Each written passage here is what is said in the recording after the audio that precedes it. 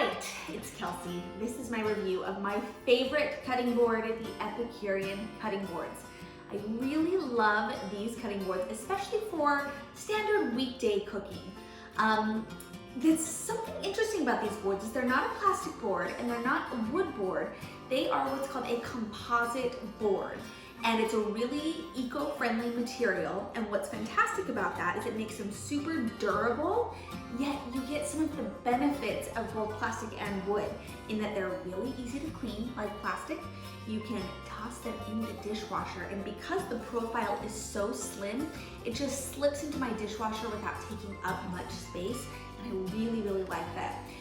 Typically with wood cutting boards, they are a bit trickier to clean and you don't want them to get water in any cracks that will expand or warp them, but I haven't had that problem with these at all. So I really like the material. Now, it's a little harder as you're using the knife and cutting on it than typically a wood board or a plastic board would be, but I have found that all of the other pros outweigh that, and now that I'm used to it, I almost prefer it. So I find it to be a really comfortable cutting board to use. I also like that this board in particular from Epicurean has these non-slip feet. So it's super important when you're slicing, dicing anything. If you have a cutting board that's moving around a lot, that's not a safe situation. And it's gonna feel harder to use your knife and slice and dice. So having these feet is fantastic, and I don't have to get out a paper towel and wet it and put it underneath my cutting board to keep it in place. So I really like these feet. I think the price point's really fantastic, especially in comparison to those beautiful, big, all wood heavy boards, which are so beautiful. And trust me, there is a time and a place. I have a few and I love them. But for everyday cooking, I like that this is so lightweight. It's really easy to pull out of the cupboard and throw it in the sink and go back and forth. It's just a really friendly kitchen tool to have.